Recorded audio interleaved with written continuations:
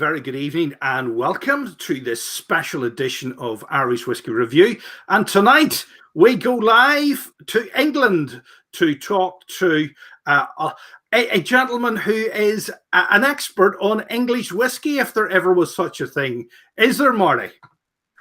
Justin, this is uncharted territory for me. I feel like Neil Armstrong. We're going to places that no people have never been before, you know. I know. Listen, that's what everybody else was saying. So, Richard, tell us about English whiskey. Why does it exist? Well, look, I'm no expert in the traditional sense of the word. I'm merely a very enthusiastic amateur. But English whiskey is just extraordinarily exciting. You know, we're in a sort of a hiatus of distilleries starting to produce whiskey. That which is out there is fantastic. English Whiskey Company in Norfolk sort of kicked the ball off in the early 2000s, and sort of 15 years later, there's now almost 26 distilleries in the process of producing whiskey here in England. So it's definitely the right time to get interested and get involved. Okay, so you've done all this in lockdown. I mean, Marty, what do you think of England finally getting their act together and doing a whiskey? Well, the thing about it is, England's sort of always been associated with gin, and the sort of big heavy peated malts from Scotland never really made their way to England. It was always seen as being a bit too rough and coarse for the English palate. I have this book, Justin, Richard. This is Alfred Bernard's 1885. He went round the British Isles to go to all the different distilleries. In it, he says that England has 10 licensed distilleries, most of them confined to manufacture of plain spirit. So it's just basically neutral alcohol. But there's 4 whiskey distilleries. Two in Liverpool, which had a big Irish population, and then 1 in Bristol and 1 in East London. So there's not a great tradition of whiskey in England, but all these new distilleries. I mean, there's almost as many distilleries now in England as there is in Ireland. Yeah, I mean, look, you can see behind me, whichever way I go, it's the wrong way. There's a lot of English whiskey out there now, which is really exciting, and it's fantastic. We've got whiskey from pretty much all 4 corners of England. We've got whiskey in Yorkshire, the Lakes, all the way down through Shropshire, the Cotswolds, into the West Country, all the way down into Cornwall with Hicks and Healy, and then back over to Kent. So, the whole country is getting on board. But it's not just a hobby, it's not just a fad. These are really serious distilleries producing really exciting products that are very different to what you get in Scotland, and for very many reasons. And I think the thing about it is, with all the new expressions coming through in England, some of it's craft, some of it's probably not going to be the mainstay of the distillery overall, because they're primarily gin manufacturers, but some of them are quite big operations. They're major. They're heading towards being major players. Maybe not just there yet, but it certainly looks that way. Definitely. I mean, there's plenty that have set out with the purpose of creating English whiskey, and they're doing so in a variety of different ways. They've got different equipment, different processes. The products themselves are very different. But yeah, of course, there's some that are, Cotswolds now is stocked in Waitrose and Sainsbury's, which is a huge achievement for such a small distillery that's only 6 years old. But the entire production from England, the entire output, is equivalent to a single Scotch distillery, a single large one. So it's a very different playing field. Yeah, one of the interesting things that most people don't appreciate, certainly for Scotch, is that most of the barley is grown in England. They don't like being told this. This is a bit of a thorn in their side. But Scotland, the climate if you planted barley across the whole of Scotland, it wouldn't be enough. So they have to import most of it from England. So there's an argument to be had about the sort of idea of terroir with you have with wine. Do you get that with whiskey? I have my doubts in many instances. some of the Scottish distilleries, they import barley from England. They distill it on site and then ship it down to Glasgow to mature. And so I have misgivings about the idea of terroir with whiskey and such. But in terms of English whiskey, do you see a style appearing, or different regions possibly having different sort of takes on whiskey, or is it just? I don't think regionality comes into it so much as the individual distillery's identity. I mean, if you take Yorkshire, for instance, you've got Spirit of Yorkshire producing a spirit in a much more traditional way that you might associate with Scotland. They've got the Forsyth stills, and they work with Jim Swan on the setup. Then also in York, you've got Cooper King, and they were inspired by whiskey production in Tasmania and have imported a Tasmanian still, and it's a very different process. But I think locality, and whether you call it terroir or just sourcing locally and sourcing quality ingredients, I think plays a really integral part to all English whiskey distilleries, because at the scale that they're operating at the size that they're operating at, they can actually afford to work with single farms or at least single regions of barley production. We've got Bimber in West London. They definitely don't have a Scotch brook to get their spring water from, but they're working with really high quality barley from single farms. They're working with Warminster maltings with their own malting floor. So I think that the kind of the care and attention and love and passion that goes into English whiskey is something that, while it's not unique, I think because it's at the outset, you're getting a lot of excitement and a lot of focus on the quality and focus on the quality of the liquid that people can then enjoy. Yeah. I think there's certainly similarities between English whiskey and Irish whiskey, because Irish whiskey, barring a few of the big players, they're all new. I mean, they're all in many ways finding their feet, and okay, they can hark back to this distilling tradition in Ireland for a long time. It comes from here, whiskey, but a lot of them are new setups or new business ventures. They're experimental casks. They're new still designs. So in some ways, it's England's maybe 5-10 years behind us, but it's not dissimilar. It's a similar story. Yeah, I guess the difference is we didn't have those big established distilleries already up and running to springboard off. I mean, the photos that Justin's scrolling through here are from my trip to Bimber, which, as I said, is on an industrial estate in West London. This was actually the first distillery I ever set foot in. So I hadn't done the traditional go to Scotland and see the beauty and the splendour. It's literally next to a Chinese snack factory. And I thought I was in the wrong place at first, but on this small site, this unassuming little shed, as it were, Bimber are producing really, really amazing spirit. That's when they do release, it sells out in hours, if not minutes in some cases. But it's that small batch. It is something to get excited about, and that's the fantastic thing. Whether you're in West London or West Yorkshire or the Lakes, then there's a distillery near you. Somebody's asked a very good question here, Marty. Colin Galt has asked, would there be barley left for Scotland? Well, put it like this. There was pictures done the rounds not that long ago of Swedish barley being imported into Scotland, which caused a bit of an outrage.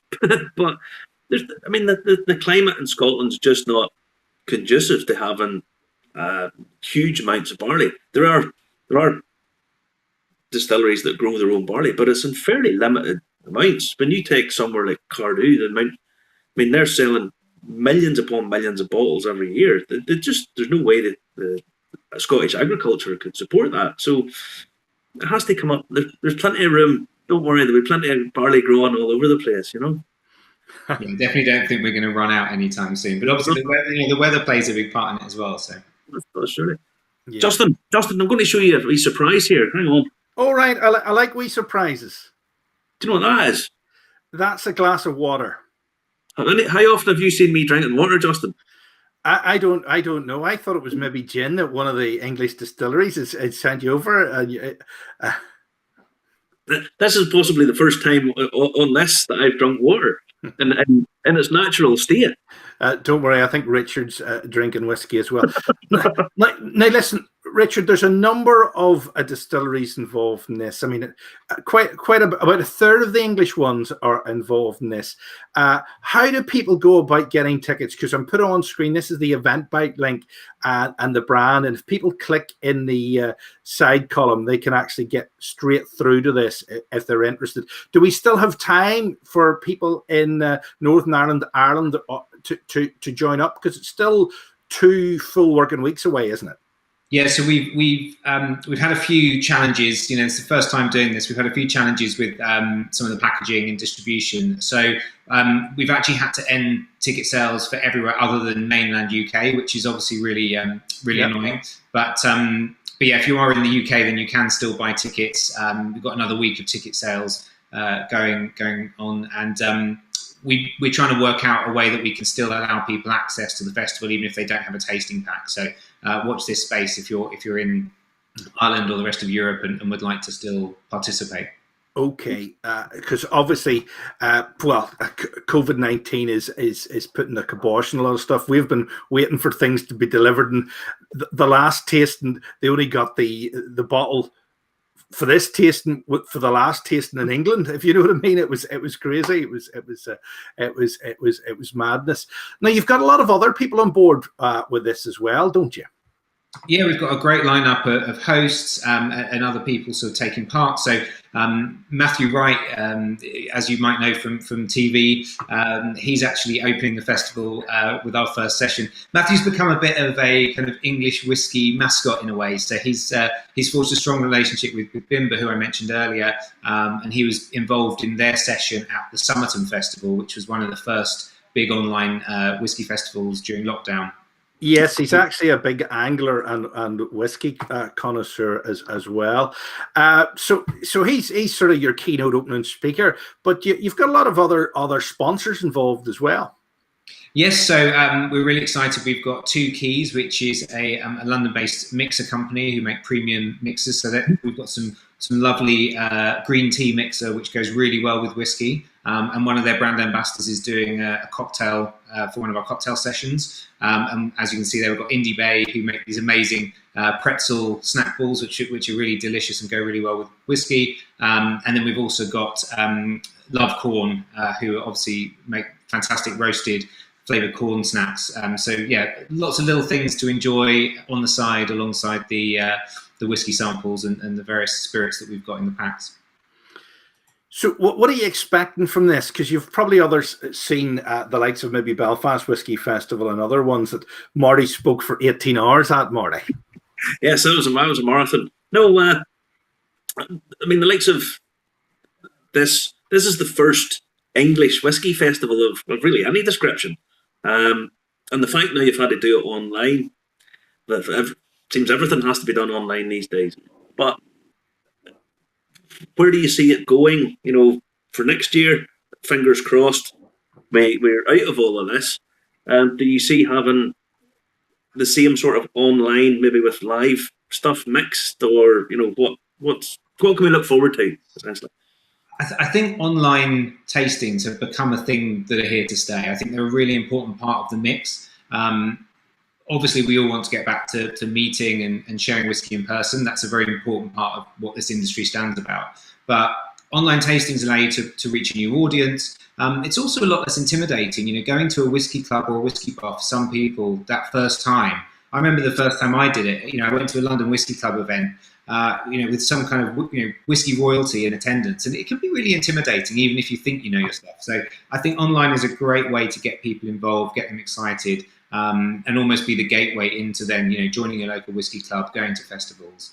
But hey, even the whiskey show have had to do it online this year. So everybody has to do it online this year. But me and Justin have been doing these now for a few months, and we've done a few whiskey tastings, and I try and not have brand ambassadors sitting here, you know, guys from the distillery, because it's a bit like teacher in the room.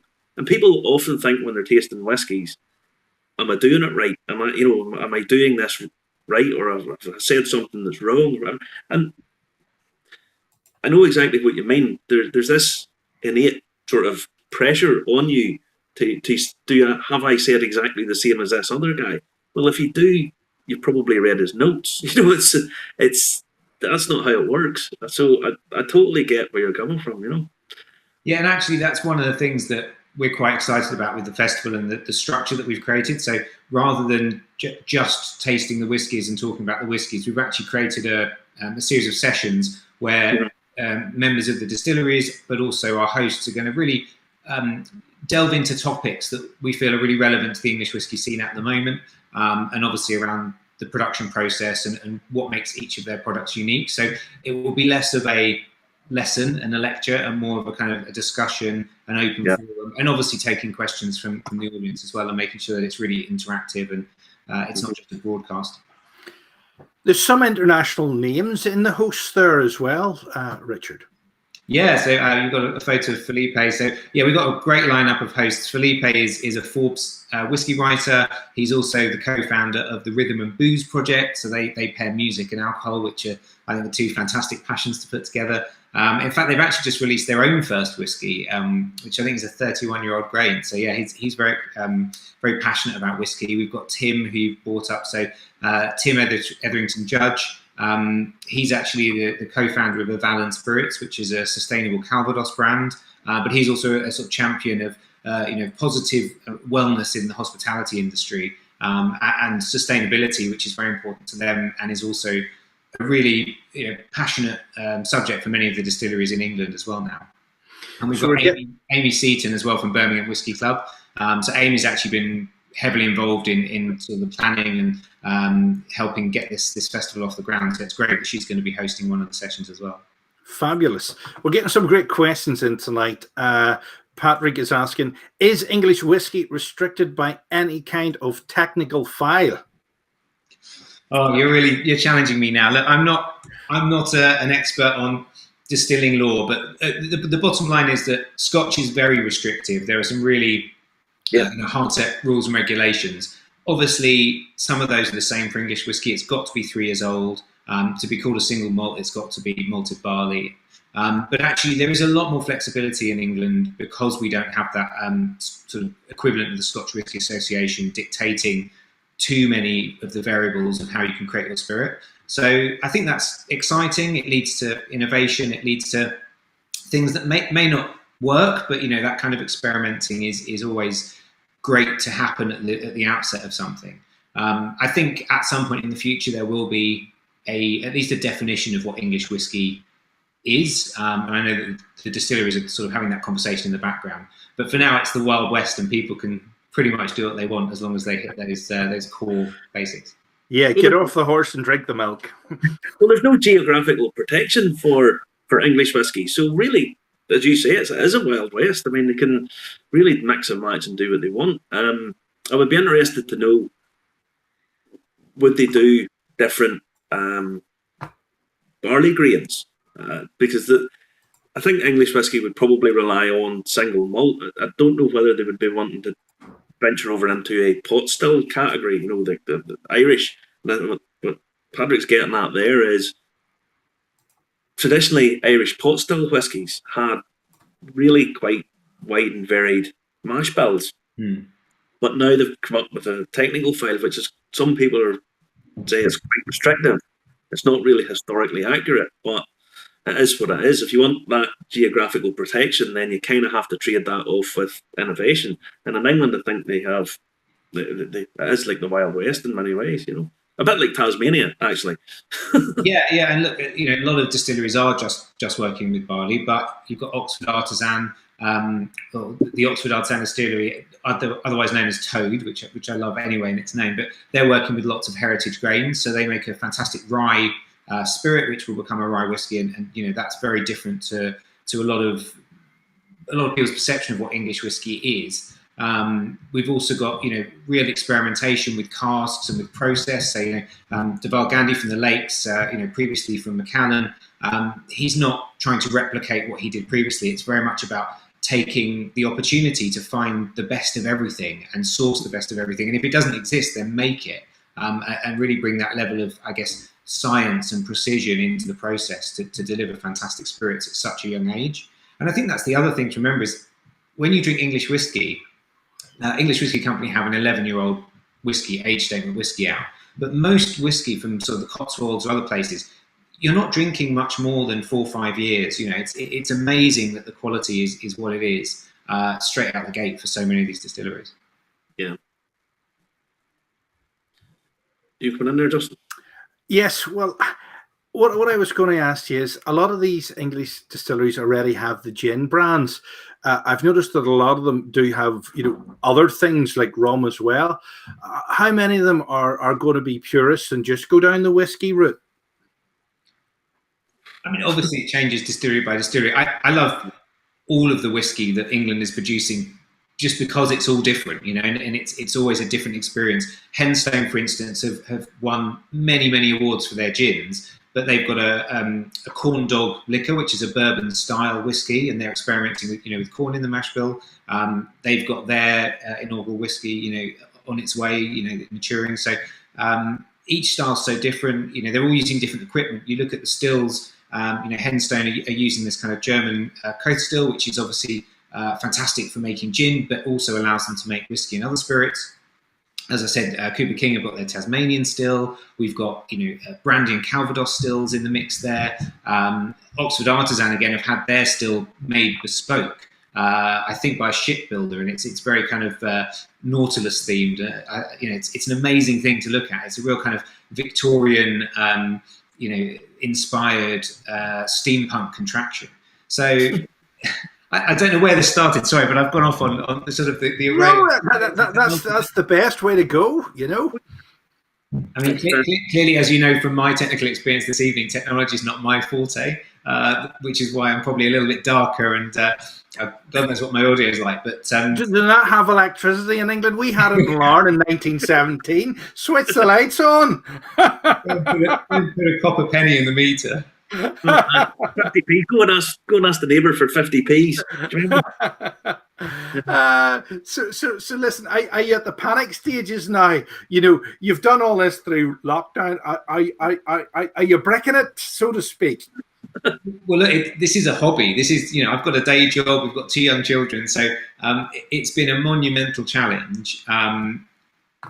I don't think my wife would ever let me do it again quite like this, but you know, we've had a load of help from. We've got a sort of a committee of people who are supporting, which is fantastic. The distilleries have been really supportive, and it is very much a partnership. But yeah, it's getting close now. We want to make it a brilliant experience for everyone that attends. Obviously, tickets are still available for people that want to join, and then there's all the logistics in the background getting tasting packs out. But yeah, I just can't wait for it to start now, and it's going to be a great weekend of of tasting fantastic English spirits, but also just hearing from the people behind why they are doing what they're doing and what inspired them. So it's going to be great. So have you had any people coming out of the woodwork that maybe before would have poo-pooed English whiskey, like, I don't know, maybe Americans or Japanese people or anything like that there? We've had quite a lot of requests actually from Americans if they can buy tickets and get the tasting packs. And sadly, we can't ship to the US for tax reasons. But again, you know, hopefully that's something we can overcome in the future. But it's amazing how quickly something like this spreads and the sort of reach. We've got quite a few people in continental Europe taking part.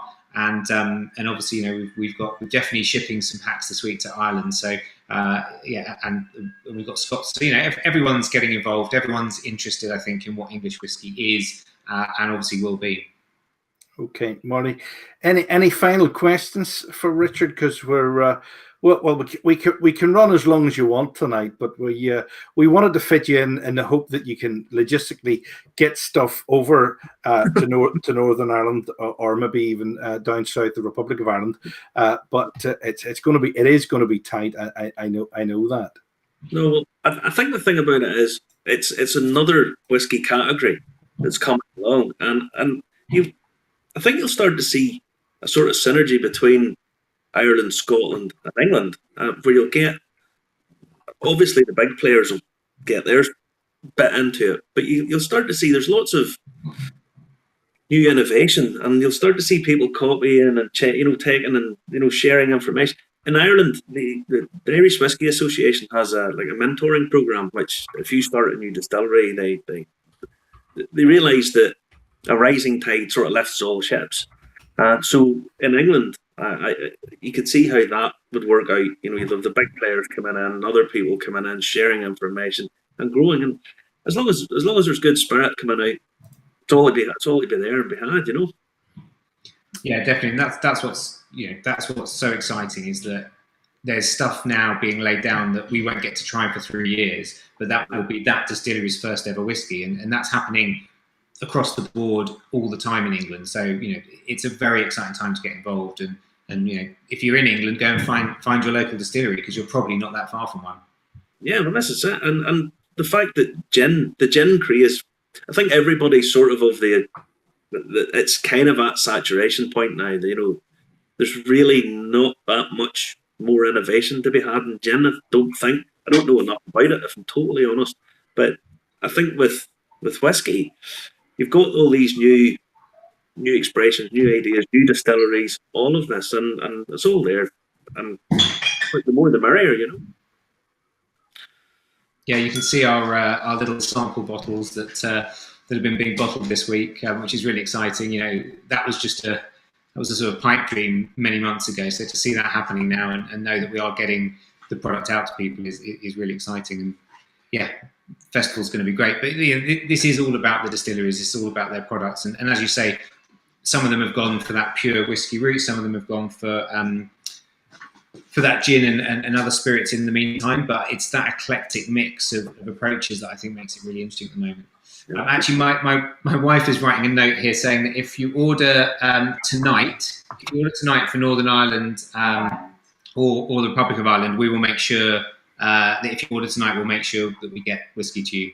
Okay, so that's the link on screen beneath me here. Okay, it's coming up on screen here. Actually, does it? Yeah, I think it does. Yep. There it is. There, that link clicks you through, and that's how to order. And you can see it's from Be appreciative. Go for the high end package to make sure you get it. Okay, there you go. That's how you get it. Are you still doing a wee bit of a discount for us? Are you?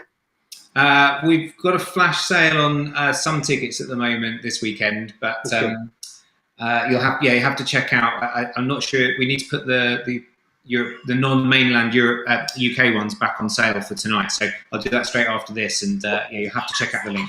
Oh, okay. Does your wife not appear on camera? Is she a scaredy cat? Is she? No. She does. She keeps me in check. She does all the admin. She knows how to turn the lights on. Clearly. Is she like Arthur Daly's wife? She doesn't really exist, is she? And mind her, is it? Is that what it is?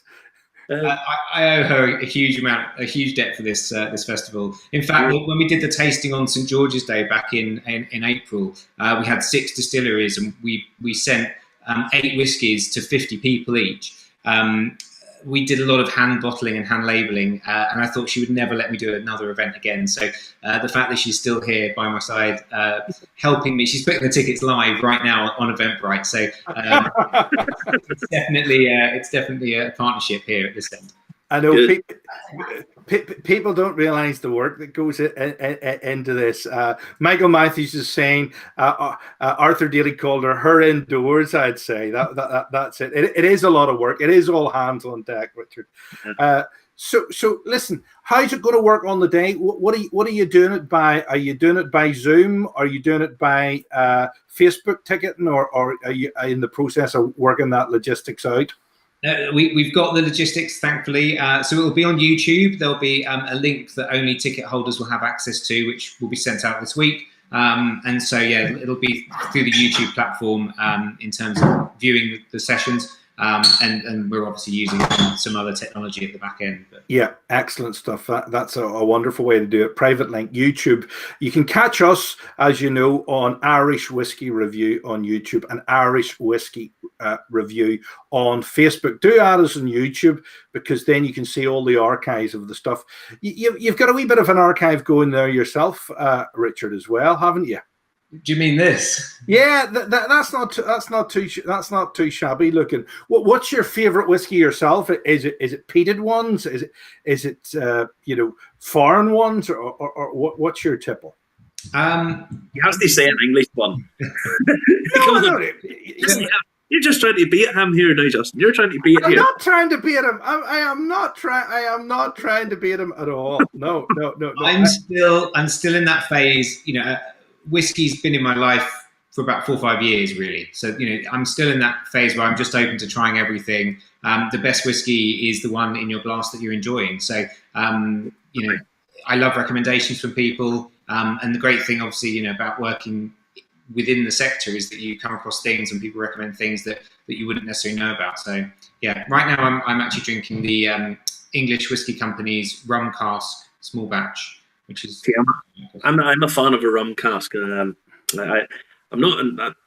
rum I find quite sweet, so it needs certain rums I can take, and other ones is not really for me. But I like a rum cask whiskey, and if I would recommend Killowen dark rum cask from Ireland. If you ever find yourself in the Glens of Antrim, come over and I'll get you a rum cask from Killowen. That sounds like an offer I'll have to take you up on at some point. You do that, my friend. You do that. So one of the few places that people can actually go here and maybe feel safe because you have the NHS is across the water to England. Are some of these distilleries back open to the public, or are they doing hand gel at the minute? Because I've been to Adnams and Southwold there, where Michael Palin's from, and it's a fabulous place. It's a fabulous place. I mean, there's other breweries like Great Newson Brewery that do the Indian Pale Ale and stuff like that. I can see them going into things like whiskey now. Whiskey's in the ascendancy and the Renaissance. Which one would you recommend people visit? I mean, I know that White Peak have tours open, Cotswold back on the tours. I think most of them are probably doing some kind of managed opening, socially distanced opening. I mean, you mentioned Adnams. I mean, that's a fantastic story because they had to get the law changed to actually allow them to place a distillery within the brewery. That wasn't actually allowed when they set out. So that was an amazing sort of achievement, because otherwise, what sits on site now wouldn't be the same at all, and they've got those fantastic copper stills. But yeah, I mean, I think that the point is, even if you're in London, you might think you're not going to be near a distillery because distilleries are in the countryside, or in those traditional places that you imagine a distillery to be, and yet we've got distilleries in sort of city centres in London and Bristol, and even if you're in cities like Manchester, they're just over the hills in the peaks in Macclesfield. So wherever you are, go and find your local or your nearest English whiskey distillery, because they are everywhere now. Yeah. Are you trying to go round them in? Well, you could do one a weekend over 33 weekends now, whereas we intend to do that in Ireland, but they even don't like you going to Donegal at the minute. We're not allowed, but it would take you an entire year going to one a day in Scotland, and then you've got the islands to get to, which doesn't really make it easy at all. Unless they build a bridge to Scotland, and then it'll be not too bad for us. Whisky Bridge, Boris's Bridge. Yeah, it'll just add about £50 each of our taxes for the next 50 years. It only costs £50 billion. But I think after what he spent in the last sort of year, I don't think that's going to make a huge difference. No, it wouldn't. So, what aspect of the English Whisky Society's inaugural festival are you looking forward to yourself, Richard? Is there something you've added into this festival that you really want to experience yourself? We're going to have fascinating sessions. We've got some amazing cocktails. In fact, I can announce here for the first time, this hasn't gone out publicly yet, but we actually have Mr. Lion himself making a cocktail for us on the Friday night. So if you don't know the name, I suggest you Google it. He is Britain's #1 cocktail mixologist, if not one of the leading in the world. And we're absolutely honoured that he's going to take part. Him and his team are going to produce a cocktail for us on the Friday night between our two panel sessions. So yeah, that's very, very exciting, and I can't wait to see what he's going to mix up for us. Now you won't know this, but Marty actually hates cocktails. No, Justin, don't. That's not. I'm a bit of a purist. I prefer thing in its own raw naked form, but cocktails have their place, just not in my mouth mostly. Well, I think it's great to encourage people to enjoy whiskey however they enjoy it. So if you like the neat product, and that's the way you drink it. Fantastic. I always say to people, if you're going to mix whiskey with cola, please do it with a heavily peated one. Make a smoky cokey, and I'll have one as well. But we want people to enjoy it, and so cocktails are a great way to kind of add that extra layer of excitement. Well, there was lots of vodka-based cocktails, and really all that they were doing was adding alcohol to like a fruit punch. That was really all they were doing. Whenever you actually have flavoured spirits, it actually contributes to the overall flavour. But just for me, I'm not a cocktail. You can see Justin. Justin would have an umbrella and a sparkler. One of those twirly Del Boy type cocktails. That would suit Justin. Listen, I would love that.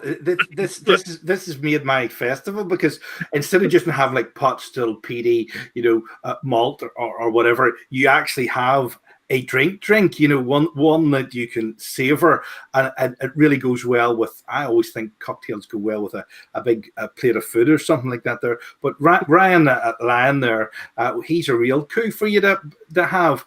I mean, are these people doing it for free for you, or are you having to buy them in, or they're going stir crazy in the lockdown and only too glad to say, yeah, I'll mix a drink for you? We're very lucky that pretty much everyone is taking part because they want to support English whiskey. They want to support English whiskey distilleries. That's fabulous. The society is brand new. It's a hobby. I can promise you, no one's making any money out of this event. So yes, it's great that everyone is being so kind, but also I think it shows that there is a genuine excitement and willingness to be part of this English whiskey scene as it develops and grows. So Ryan over at Mr. Lyon, he's already worked with some English whiskey. He's already aware of the quality, and he's excited to be part of that. So, and then we've also got our quiz on the Friday night, which is hosted by Boutique Dave Worthington and Andy from Maltbox, another fantastic YouTube channel.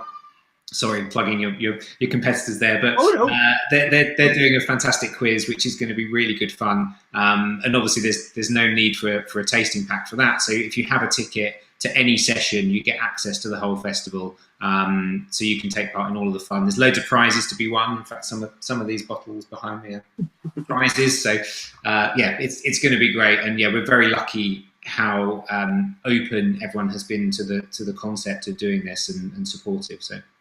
Well, the thing about whiskey that whiskey has over any other spirit is that people have a real genuine sense of pride. That's why the Scots hold on to whiskey. It's Scotch whiskey. They hold on to it. Irish hold their Irish whiskey. Bourbon, they hold on to it. And maybe with some rum, possibly, but whiskey's really a slightly different creature. And with people becoming more aware of English whiskey, that's developing. You can see it developing really before our eyes at the minute. So it's a different animal. It carries more kudos with it than gin would. I'm sorry to say. I think the thing is, gin is very scientific. You can work very hard to create very complex and interesting flavors. And I love a gin and tonic, but whiskey, you need the science, but you also need the magic. You need to trust in your instincts. You need to leave things and hope that in 3 years' time or more, you're going to have the product that you set out to create. And I think it's that sense of the unknown, the wonder, the magic around it that makes it such a fascinating and much talked about topic and product. So. I think so. You do have that genuine sort of pride about it, which I don't think really comes with any other spirit. The French, possibly with their wine, that's a very different animal altogether, So it is. But you're going to speak, Justin? Yeah, I was going to say, where is English whiskey going to go in the next 5 years? What's going to happen? What do you think you're going to see develop? Do you think you'll see some of these smaller artisans places bought over by the big conglomerates as they maybe, well, obviously the big brands aren't going to feel threatened, but some of the smaller brands might think, well, actually this is a good fit. We might have there might be a synergy there. Yeah, absolutely. I mean, I know one of the gin brands, Pin Gin, have actually just been bought out by a sort of slightly larger branding company to sort of elevate their product. And I think that there will be acquisitions and the usual trading within the sector. And I wouldn't be surprised if one of the big industry spirits players starts to take notice in the next couple of years. But I hope that as many distilleries as possible can retain their independence and their independent spirit, because that's what I think at the moment sets English whiskey apart from Scotch, is the sense that there is no big, obviously there's investment, but it's not on the scale of your kind of your big Scotch companies, and that time may come, and that might be a necessity for the category to grow. But as long as it retains that independence and that spirit and that sense of it being the Wild West and everything being possible, then hopefully it will retain its heart. I don't think some of the big players coming in at a certain point it would be a bad thing. I think they would be quite happy to sit back and let the innovation and see where it goes, and then they can flood the thing with money. Which is kind of what they do. But no, I mean, there's a real place for everybody, and with all these different expressions and cask finish and production methods and so on and so forth. Wait, what's not to like about it? I think it's fabulous, and I do see lots of similarities between English whiskey and Irish whiskey. Over here, we have lots of new innovative distilleries. We have lots of new innovation like casks, etc., etc. And in some ways, some of the bigger players are actually playing catch up to some of the smaller guys. And you can see exactly the same thing happening in England. It's just we're maybe, as I say, maybe 5, possibly 10 years ahead of where England is. But it's fabulous. It's fabulous. And look, for every distillery that does go on that route further down the line, there's going to be another new one starting out, and that I think you said what's going to change in English whiskey in the next few years. My travel bill is going to go up exponentially. There's so many I've got to go and visit now. I thought it was about 14 about a year ago, and now we're kind of on 26. And every now and then you hear rumor that someone else is just starting up. So, but it's very exciting, and hopefully. They are the Cotswolds and the English and the Lakes of the next 6, 10, 12 years, and that keeps feeding the pipeline really of exciting new releases. Richard, how are these new whiskey distilleries being funded? Is it through existing businesses, or are they doing it through crowdfunding? I know that there's a bit of everything going on out there. Some have seek sort of individual investment. Some have gone through more traditional investment routes, and some have crowdfunded. And I know that sort of Henstone is a group of friends that came together, and they really wanted to bring their passion to life. I don't know all the ins and outs of the funding, but there's definitely some that were crowdfunded, like Cooper King. And I think again, that's interesting. There's lots of different ways, lots of different models. A lot of the gin distilleries are obviously starting to look at producing whiskey if it hadn't been part of their plans already. So, I don't question the finance as long as the product's good. I don't mind. No, that's it. We had some people last night. Did you notice some of the comments last night, Marty? Some people were saying they tried some of the English whiskey and they thought it was getting there, if not there already. But anyway, that's a good 45 minutes. Thank you very much for joining us tonight, Richard. You're the founder of the English Whiskey Society. How did you come up with the idea?